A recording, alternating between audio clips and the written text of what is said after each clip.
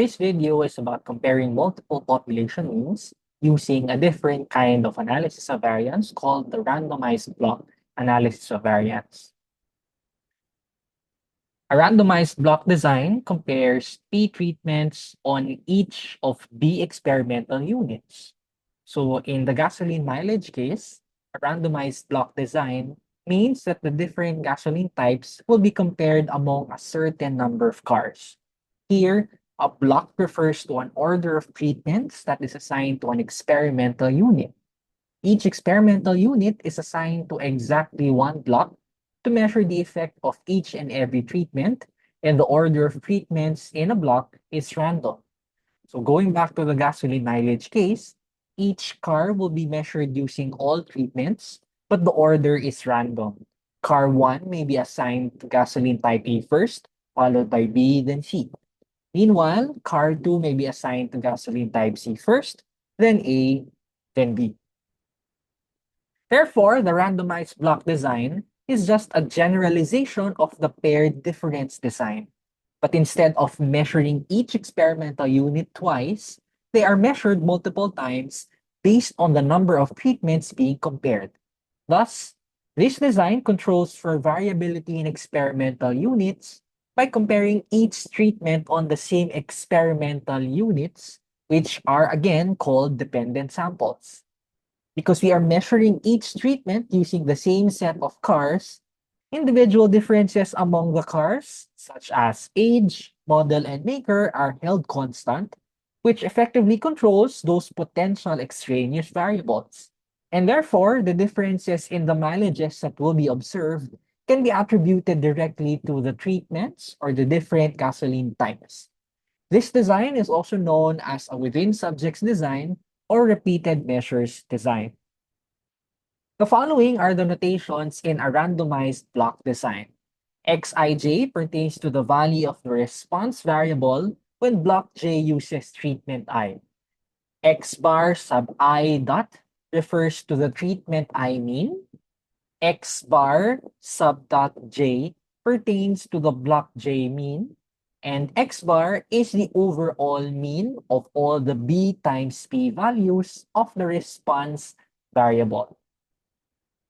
Now, just like one-way analysis of variance, randomized block analysis of variance computes for the following sum of squares.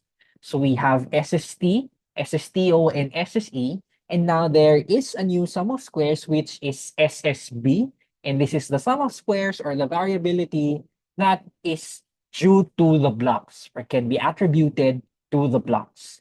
So the formulas are slightly different.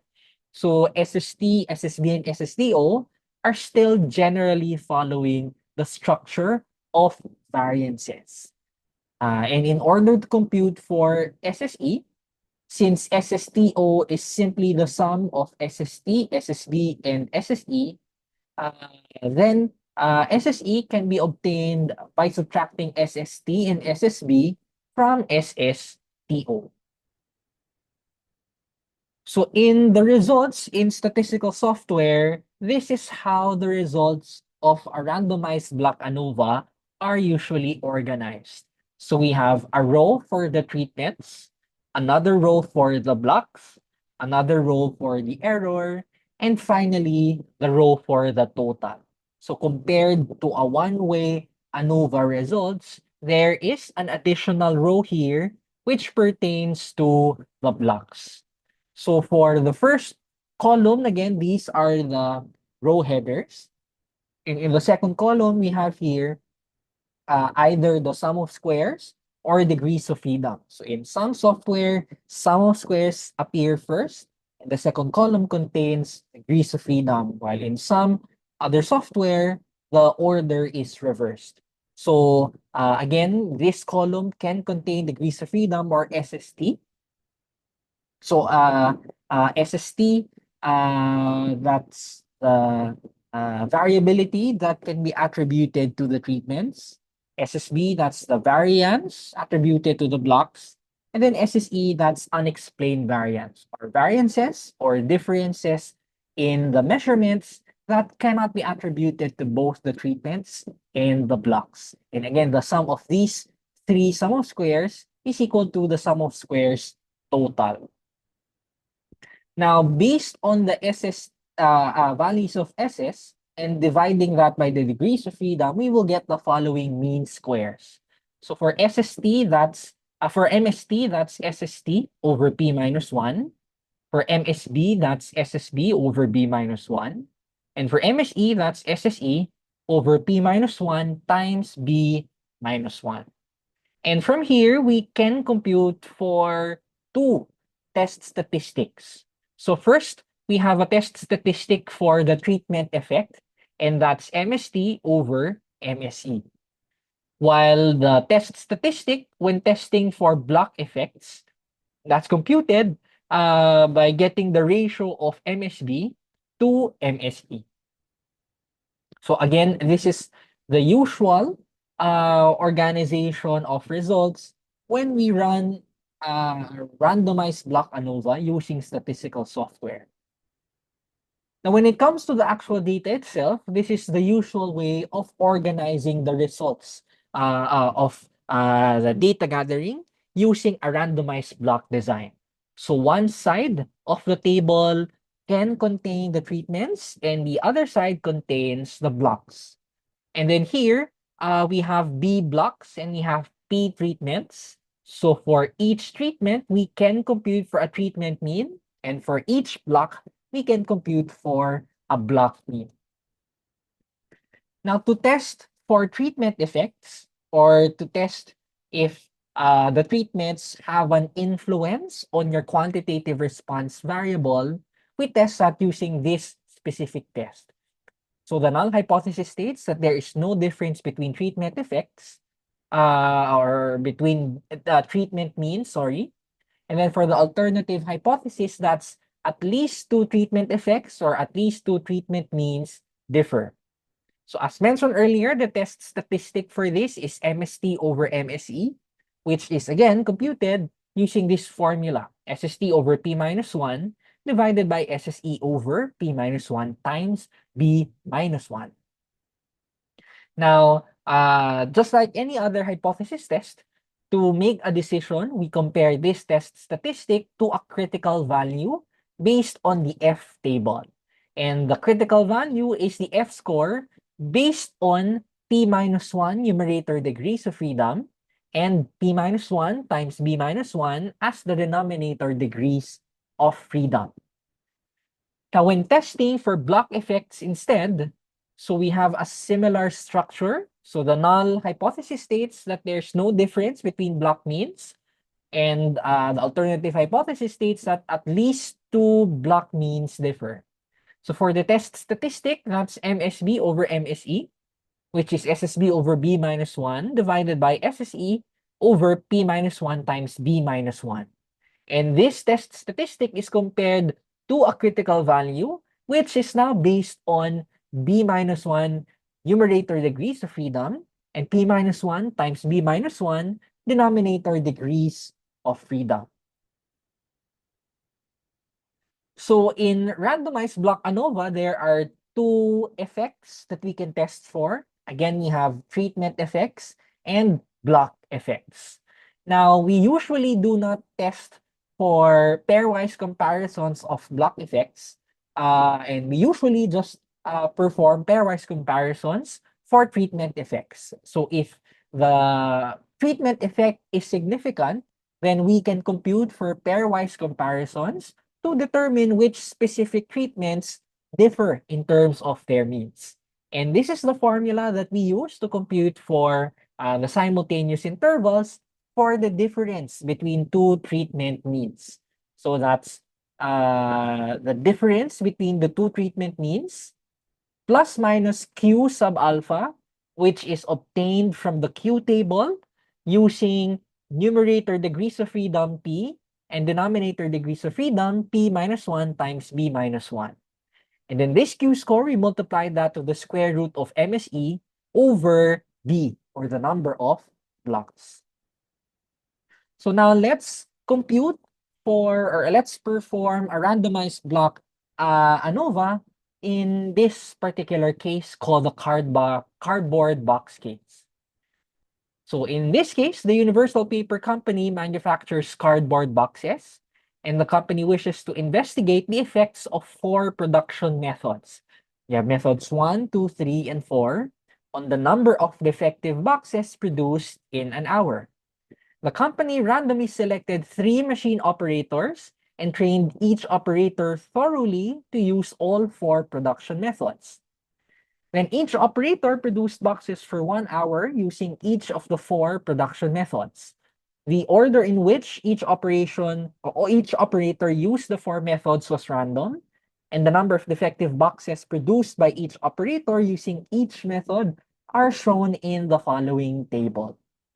So block 1 here pertains to the same machine operator, and these are the number of defective boxes that were obtained in 1 hour using each production method. So for production method 1, that's 9 defective boxes.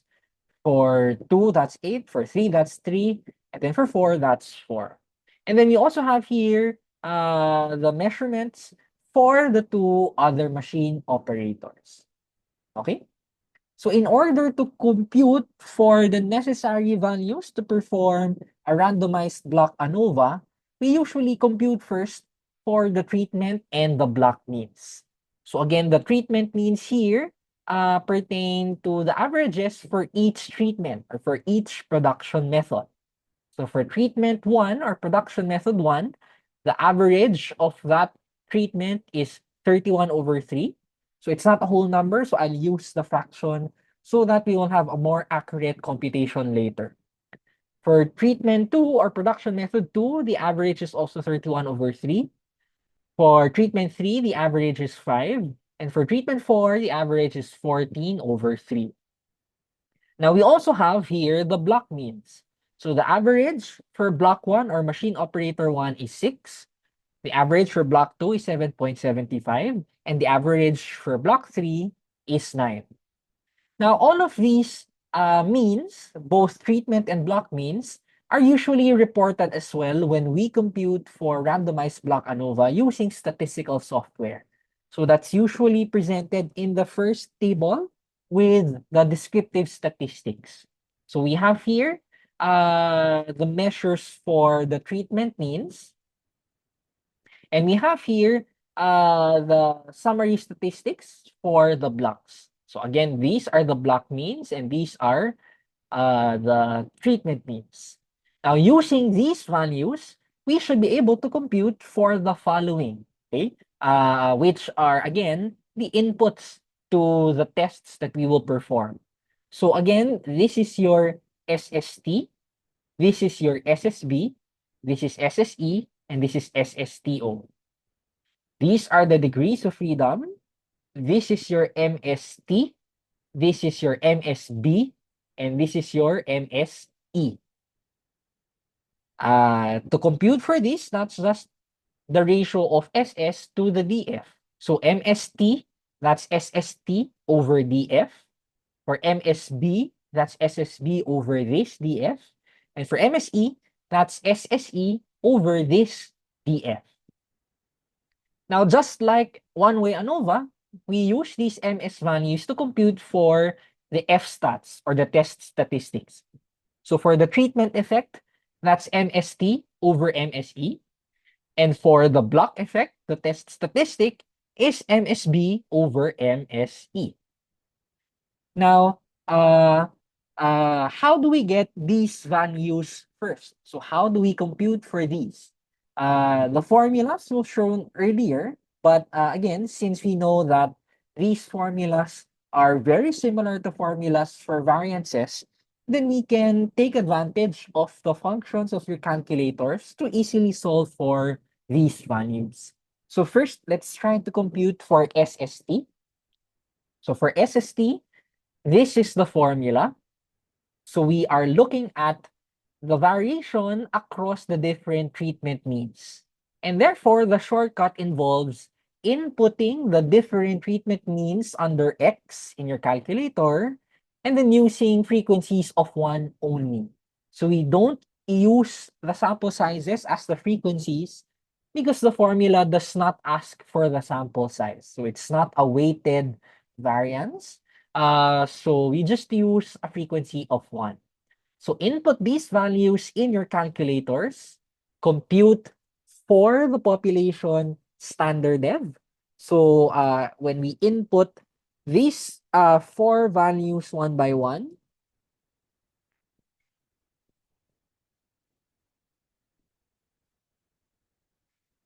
and once all these values are inside, we use the population standard dev function. We will get something like 2.752524,094. And then we get the square. And when we get the square, we will get 7.576388889. And to get the numerator, we multiply that to p equal to 4, and we will get 30.30555556. And finally, we multiply this entire value to b, which is equal to 3.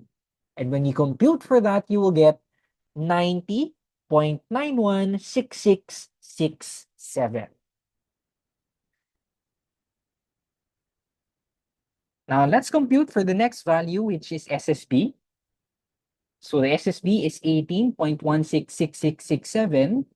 And to compute for this, we use this formula that was shown earlier.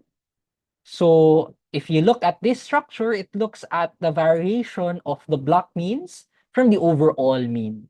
And therefore, when we input the values to the calculator, the values under X should be the block means.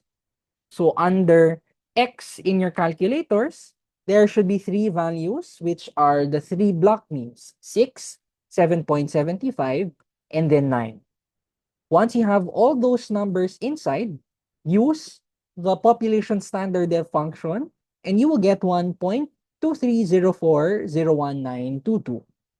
Get the square of that to get the population variance, which is 1.5138888889.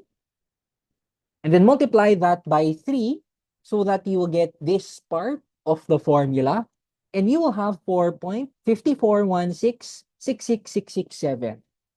And finally, to get the SSB, we multiply this value to P, which is equal to 4, and we will get 18.1667. Now for SSE, there is no formula that directly solves for this. And to get SSE, we will need to get the SSTO first. And from here, subtract SST and SSB to get SSE. Now, there is a formula for SSTO, and that was shown also earlier. That's this formula. And if you look at this formula, it's essentially looking at the variation of each raw data and how far they are from the overall average. And therefore, to get SSTO, we will input in the calculators the raw data in our data set. So that's 9, 8, 3, 4, 10, 11, 5, 5, 12, 12, 7, and 5. And then just like the previous computations, compute for the population standard dev. And we will get 3.06752705.3. Get the square of that to get the population variance, which is 9.4097222222. And finally, multiply that to the total sample size of 12. And we will get the SSTO, which is 112.9166667. Now, again, once you have all these SS values, the rest can be easily computed. So again, the degrees of freedom are all shown earlier. So again, in terms of the formula, the values are shown here, the formulas. So that's P minus 1. So in our problem, P is equal to 4, and therefore they should be 3. For degrees of freedom for blocks, that's B minus 1. And since we have 3 blocks, they should be equal to 3 minus 1, or 2. Now, for degrees of freedom for error, that's P minus 1 times B minus 1, or simply the product of the first two values. So that's 3 times 2, which is equal to 6. And finally, the total is just the sum of these three values, or is also equal to the product of P and B minus 1. So we have four treatments, and we have three blocks. So that's 4 times 3 or 12 minus 1, and that is equal to 11. So that's how those degrees of freedom are computed. Now, to compute for the MS values, again, that's just the ratio of the SS to the DF. So MST is this value over this. MSB is SSB over this degrees of freedom. And MSE, that's SSE over this degrees of freedom. Okay? So again, let's now assess the results of the F test for the treatment effects. So for the treatment effects, again, we look at this test statistic, which is the ratio of MST to MSE. And this is compared to F crit, which is based on P minus 1 numerator degrees of freedom and P minus 1 times B minus 1 denominator degrees of freedom. So in this example, the F crit is identified to be 4.7570627. And again, this is something we can find from the F table. So using the F table, we will use these degrees of freedom, 3 and 6. So this is the numerator degrees of freedom, and this is the denominator degrees of freedom. And when we look for that in the F table, so again, that's the intersection of 3 and 6. Our table shows us 4.76. So it's not the exact F crit that we have here using statistical software. The F table gives us an estimate, okay, which is 4.76. Now, the F crit, on the other hand, for the F test for block effects, that is something we can obtain also from the F table, but it's based on a numerator degrees of freedom of B minus 1. So B minus 1, again, in our results, that's 2. So our numerator degrees of freedom is 2, and denominator degrees of freedom is 6. So the F crit, according to the table, should be 5.14. And again, Excel or other statistical software gives us the more exact F crit, which is 5.1432528. Now, we can see that the F stat for the treatment effect is greater than the F crit. And the F stat for the block effect is also greater than the F crit for the block effect. And therefore, both effects are significant. There is a significant treatment effect, meaning there are at least two treatment means that differ from each other. And similarly, there are also at least two block means that differ from each other. Now, we can perform a pairwise comparison test to determine which of the treatments are the ones that differ from each other. But there's no need to do something similar for block effects. We only compute for pairwise comparisons using treatment differences. So when we perform randomized block ANOVA in Microsoft Excel, it doesn't show us results for pairwise comparisons, unlike in SPSS. So in SPSS, this is how it will look like. So we have here the ANOVA table, and then there's another table with the pairwise comparisons. So again, we have 4 methods being compared. That's why we have several comparisons that we can find here. And specifically, there are 6 unique pairs. You have 1 versus 2, 1 and 3, 1 and 4, 2 and 3, and 2 and 4, and finally 3 and 4. Now we have here the confidence intervals, which are computed using this formula that was shown earlier.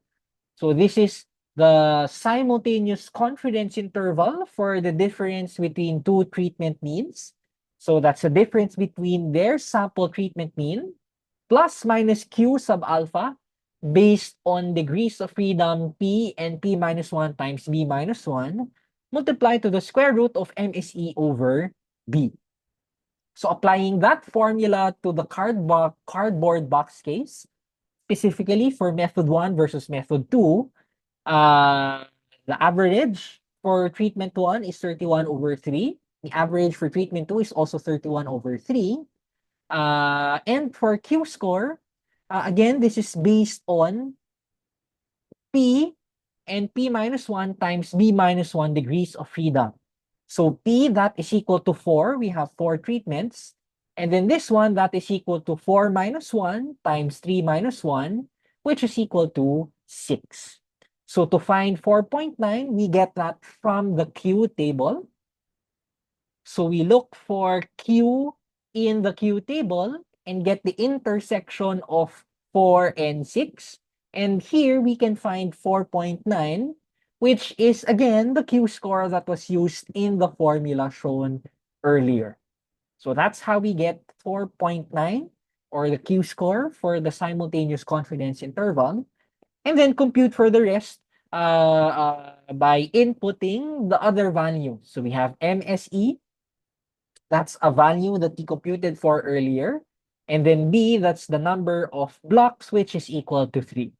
So when we compute for the confidence interval, we will have negative 2.2614 to positive 2.2614. And compared to the results you will get using statistical software, it will be slightly different. Because remember, this computation uses estimates of certain values. These are not the exact values for the Q score and the MSE, whereas statistical software uses the exact values. That's why this confidence interval is slightly different from the one that we got earlier. But that is the formula that we use to compute for all these intervals. So I only show the computation for method 1 versus method 2, but we can expect that the same formula will give us these other confidence intervals. So by looking at the confidence interval and the p-value, we can identify which pairs differ in terms of their means. So method 1 and method 2 are not statistically different because their confidence interval have different signs for the lower and upper limits, and the p-value is very high. But methods 1 and 3 are different because the entire interval is positive and the p-value is also very low. Similarly, for methods 1 versus 4, the entire interval of the difference between the two is positive and the p-value is also low, which indicates that the two are significantly different. Now for 2 and 1, again, this result is just similar to the result here. So we will proceed to the other unique pairs. So next we have 2 and 3, which are significantly different based on the confidence interval and the p-value. And 2 and 4 is also significantly different because of the confidence interval and the p-value. Now finally, we have methods 3 versus method 4. If you look at their confidence interval and the p-value, we can say that the two are not significantly different from each other. So in summary, the F-test told us that at least two treatment means differ, and the specific treatments that differ in terms of their means are 1 versus 3, 1 versus 4, 2 versus 3, and 2 versus 4. So those are the treatments that are significantly different from each other. So that's your randomized block ANOVA, which allows us to test for two things. It allows us to test if the treatments, or in this case, the production method, has an effect on the number of defective boxes. And at the same time, we can also test for block effects. If the machine operators themselves also have an effect on the number of defective boxes that are produced under the different production methods.